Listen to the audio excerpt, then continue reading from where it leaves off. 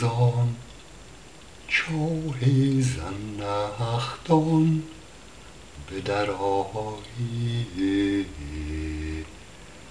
هر جا که روی زود پشیمون به در آیی.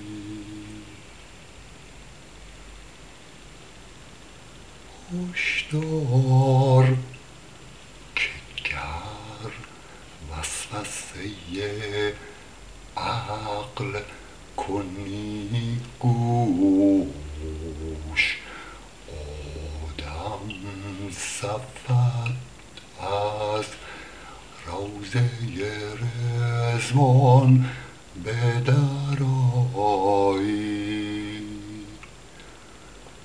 شاید که به آبی فلکت دست نگیرد، گر تشنه لب از چشمه حیوان به در آیی.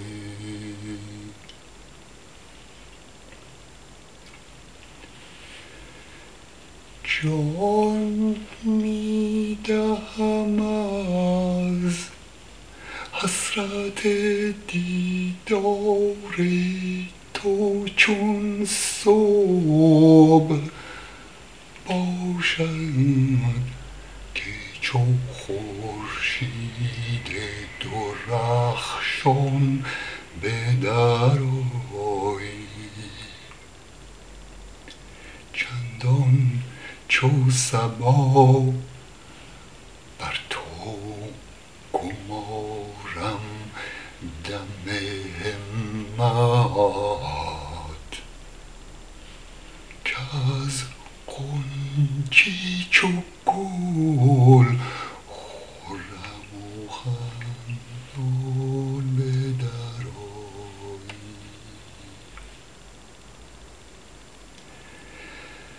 در تیره شب هجر تو جانم به لب آمد، وقت است که همچون مه تابان به در آیی. بر رهگذرت بسته ام از دیده 200 جوی، تا بو که تو چون سرو خرامان به در آیی.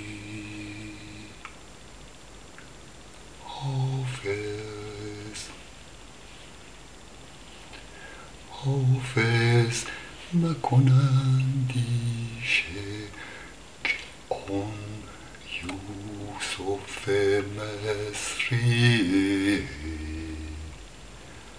باز آید و از کلبه احزان به در آیی.